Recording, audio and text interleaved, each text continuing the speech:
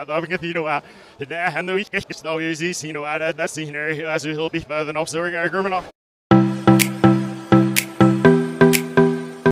Manny, ibinulgar na kasabwat ni Neri si Kenshan. Aktor alam kung saan nagtatago. Hindi na nag-aksaya pa ng panahon si Manny Pacquiao upang linisin ang kanyang pangalan mula sa kaso ng kanyang kinaharap. Isiniwalat niya na kasabwat ni Neri Naik ang GMA artist na si Kenshan at alam niya kung saan ito nagtatago. Si Kenshan ay humaharap din sa kasong estafa dahil sa hindi natupad ang return of investment sa mga private investor na kanyang inalok na negosyo. Target umano ni Chan ang mga investor na kaya din niyang gamitan ng charm.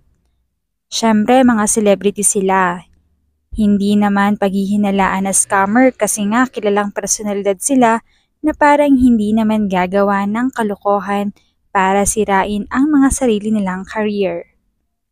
Maanghang na inilantad ni Manny na gawa-gawa lamang ni Kenshan, Neri Naig at Rufa May na sila ay may mga endorser lamang. Ito ay palabas lamang ng tatlo upang pagtakpan at takasan ang kanilang nagawa. Ako ang tunay na biktima dito. Nabahidan ng masama ang pangalan ko na iniingatan ko dahil sa prinsipyo at dangal ko, ani ni Manny. Dahil sa pahayag niyang ito, kaysa sa ilalim si Manny sa Witness Protection Program dahil gusto niya na tulungan ang kapulisan na puksain ang grupo ni Neri. Inamin ni Manny na nakakatanggap siya ng text mula kay Chan. Nahingi ito ng tulong upang pautangin siya para mabayaran ang mga private investors nila ni Neri. Ang payo lamang ni Manny ay lumantad muna ito sa publiko. Aminin ang buong katotohanan at linisin ang pangalan ng mga inosente na nadawit sa issue.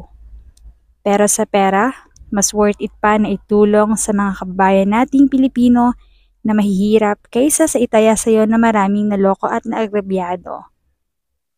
Isa pang mainit na revelasyon na si Senator Bato de la Rosa ay isa sa protector ni Chan at Neri.